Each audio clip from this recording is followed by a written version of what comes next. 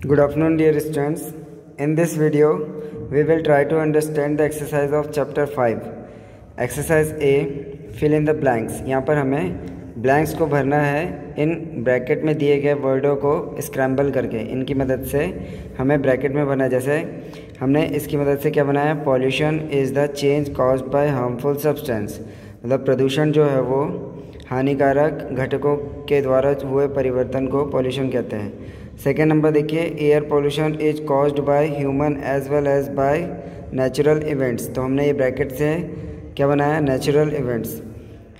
हवा का जो प्रदूषण है वो मनुष्यों के साथ साथ में प्राकृतिक घटनाओं के द्वारा भी होता है, या प्राकृतिक घटनाओं के कारण भी एयर पोल्यूशन होता है। 3 नंबर देखिए, 3 नंबर में हमें इस ब्रैकेट की सहायता से एक वर्ड बनाना है जो यहाँ पर सूटेबल बैठे। जैसे हमने लैंड बनाया, land pollution is caused when harmful waste and garbage from house and factories is dump on the soil.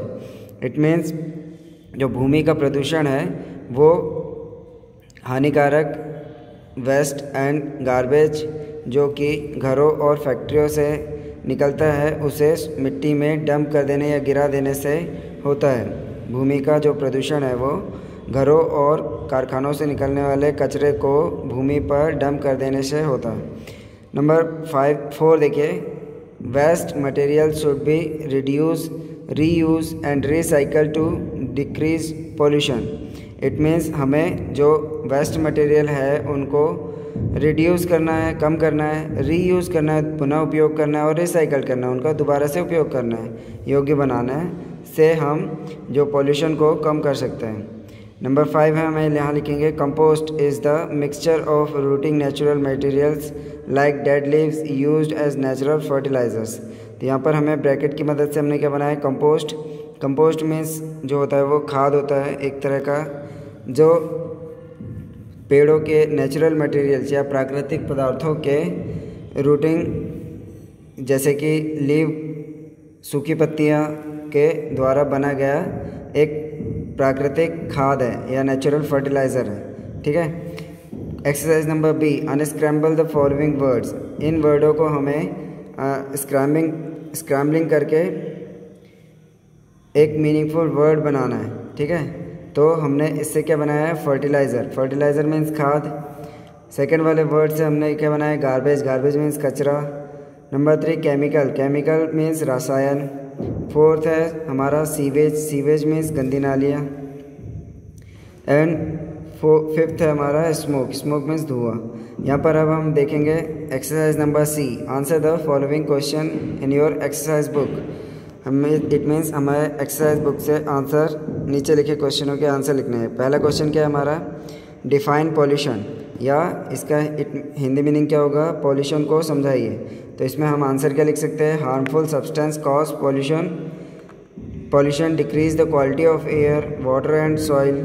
ठीक है ना। There are pollution are 3 types. Number 1 air pollution, number 2 water pollution, and number 3 is land pollution. तो हम यहाँ पे pollution के बारे में लिख सकते हैं जो भी हम पॉल्यूशन के बारे में जानते हैं, जैसे कि उसकी डेफिनेशन, उसके एग्जांपल्स, उसके टाइप और उसके द्वारा होने वाले चेंज को हम लिख सकते हैं। तो एक बार फिर से सुन लीजिए, हार्मफुल सब्सटेंस कॉजेज पॉल्यूशन, या प्रदूषण का कारण हानिकारक घटक होते हैं। Pollution decrease the quality of air, water and soil. जो प्रदूषण है वो हवा, पानी और मिट्टी की क्वालिटी या गुणवत्ता को डिक्रीज़ कर देता है, कम कर देता है।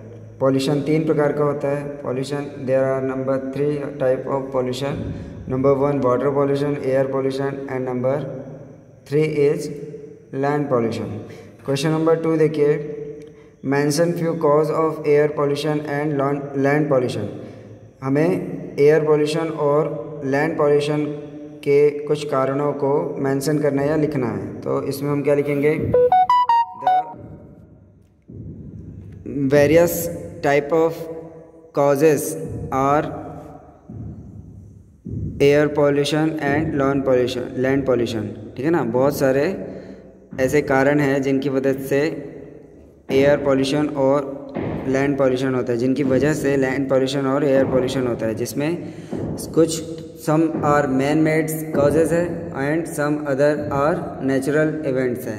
अब हम पहले नेचुरल इवेंट्स की बात कर लेते हैं। तो नेचुरल इवेंट के द्वारा जो एयर पोल्यूशन होता है उसका पहला एग्जांपल क्या है हमारा, वोल्केनोज और fire from forest, and number 3 हम लिख सकते हैं डस्ट स्टॉर्म।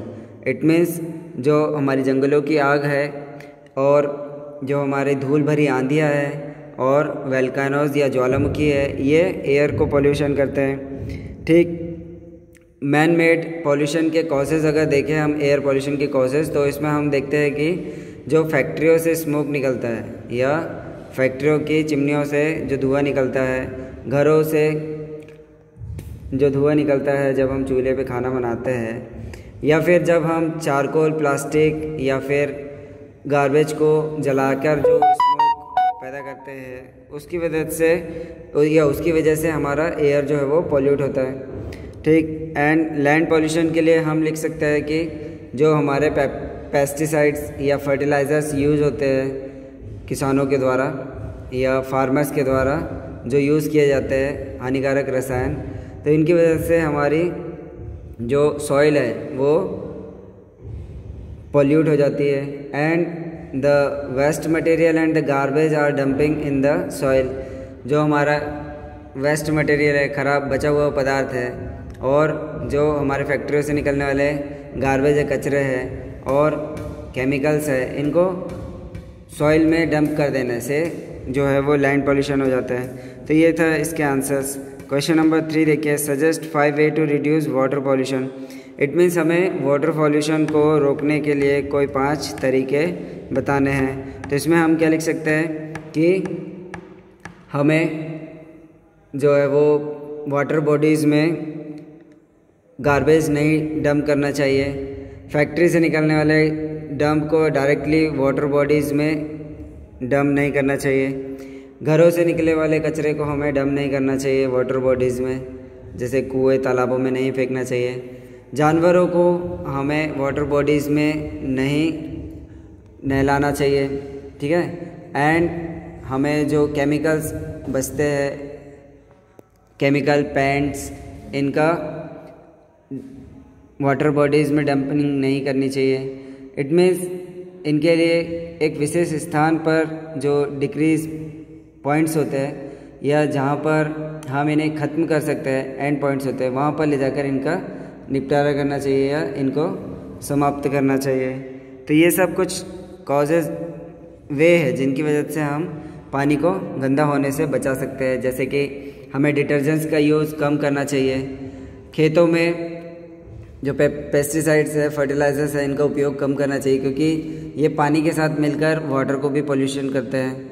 ठीक, हम जो वॉश करते हैं कपड़े, जिनमें हम डिटर्जेंट्स का यूज़ ज़्यादा करते हैं, तो ये जाकर वाटर बॉडीज़ में मिलते हैं और वाटर को पॉल्यूट करते हैं। जो हमारे घरों से सीवेज निकलते हैं, हमें उनका प्रॉपर अरेंजमेंट करना चाहिए।